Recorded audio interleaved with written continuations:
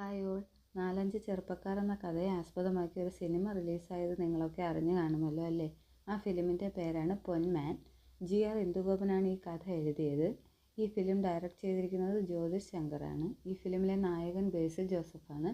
കൊല്ലം ജില്ലയിലെ ഒരു സ്ഥലത്ത് നടക്കുന്നൊരു കല്യാണവും ആ കല്യാണവുമായി ബന്ധപ്പെട്ടുള്ള സ്ത്രീധനവും അതിലെ ഗോൾഡുമായി ബന്ധപ്പെട്ട് നടക്കുന്ന കുറച്ച് പ്രശ്നങ്ങളൊക്കെയാണ് ഈ സിനിമയിൽ പറഞ്ഞിരിക്കുന്നത്. ഈ അടുത്ത കാലത്തായി സ്ത്രീധനം എന്നത് ന്യൂസുകളിലും ഓരോരുത്തരുടെ ജീവിതത്തിലുമൊക്കെ വലിയ ചർച്ചയാകുന്നതും അതിൻ്റെ പേരിൽ നടക്കുന്ന കൊലകളും ആത്മഹത്യകളുമൊക്കെ നമുക്ക് അറിയാവുന്നതാണല്ലോ അല്ലേ? അതവിടെ നിൽക്കട്ടെ, നമുക്ക് സിനിമയിലേക്ക് വരാം. ഇതിൽ ബേസിൽ ജോസഫിൻ്റെ പെർഫോമൻസ് അതിഗംഭീരമായിരുന്നു. ഓരോ ഇമോഷൻസും അതേ രീതിയിൽ അതേ അളവിൽ പ്രേക്ഷകർക്ക് ഉൾക്കൊള്ളാൻ കഴിയുന്ന രീതിയിൽ അഭിനയിച്ച് പ്രതിഫലിപ്പിച്ചു. ഇതിലെ ഓരോ കഥാപാത്രങ്ങളും മത്സരിച്ച് അഭിനയിച്ചു.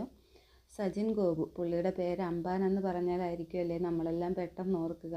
സജിൻ ഗോപു സൂപ്പർ പെർഫോമൻസ് ആയിരുന്നു.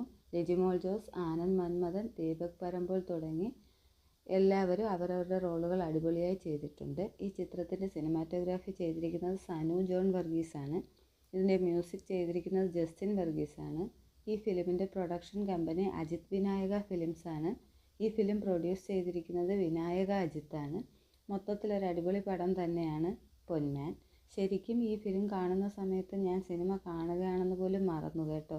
ശരിക്കും ആ കല്യാണ സ്ഥലത്താണ് ഇരിക്കുന്നതെന്ന് തോന്നി.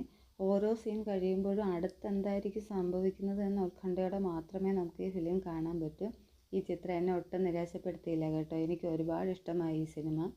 ഒരു ഫിലിമിന് വേണ്ട എല്ലാ ഫാക്ടേഴ്സും വേണ്ടുന്ന അളവിൽ തന്നെ ഈ ഫിലിമിലുണ്ട്.